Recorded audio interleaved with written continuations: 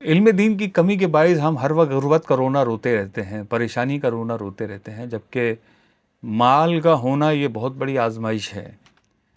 مال کا ہونا یہ بہت بڑی آزمائش ہے۔ اگر غربت پر صبر کرنا نصیب ہو جائے، پریشانیوں پر، مصائب و آلام پر اللہ پاک کی رضا پر راضی رہنے کا ذہن بن جائے تو انشاءاللہ یہ غربت بری چیز نہیں ہے۔ بروز قیامت فقراء پر جو اللہ پاک کی عنایتیں ہوں گی وہ واقعی قابل دید ہوں گی۔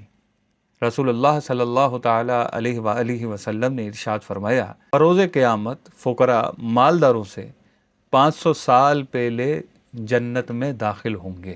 تو کتنا بڑا اعزاز ہے فقراء کے لیے کہ جن کے پاس کچھ نہیں ہے، تنگ دست ہیں۔ مالدار اپنا حساب دے رہے ہوں گے اور فقراء 500 سال پہلے ہی جنت میں داخل ہو جائیں گے۔ رسول اللہ صلی اللہ تعالی علیہ وآلہ وسلم کا فرمان غیب نشان ہے، جب قیامت کا دن ہوگا تو کچھ لوگ اپنی قبروں سے نکلیں گے تو ان کے لیے سبز پروں والی سواریاں ہوں گی، وہ ان پر سوار ہوں گے تو وہ انہیں اڑا کر میدان محشر کی طرف لے جائیں گی، حتیٰ کہ وہ جنت کی دیواروں کے پاس پہنچ جائیں گے تو فرشتے ایک دوسرے سے دیکھ کر پوچھیں گے یہ کون لوگ ہیں؟ پھر کچھ فرشتے ان سے جا کر پوچھیں گے کہ تم کون ہو اور کس کی امت ہو؟ وہ جواب میں کہیں گے کہ ہم امت محمدیہ صلی اللہ علیہ وسلم سے ہیں۔ فرشتے پوچھیں گے تمہارا حساب ہو گیا؟ وہ کہیں گے نہیں ہوا۔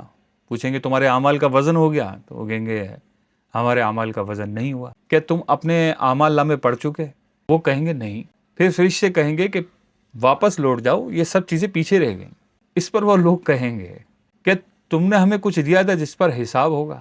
دنیا میں ہم کسی چیز کے مالک نہیں تھے کہ عدل کرتے، ظلم نہ کرتے، ہم تو بس اللہ پاک کی عبادت کرتے تھے، اس نے ہمیں بلایا تو ہم آ گئے۔ اتنے میں ایک آواز آئے گی کہ میرے بندوں نے سچ کہا، نیکی کرنے والوں پر کوئی مواخذہ نہیں، کوئی پوچھ گچھ نہیں، کوئی سوال جواب نہیں، اور اللہ پاک بخشنے والا مہربان ہے۔ تو فقراء کی یہ شان ہوگی کہ وہ مالداروں سے پہلے ہی جنت میں پہنچ جائیں گے۔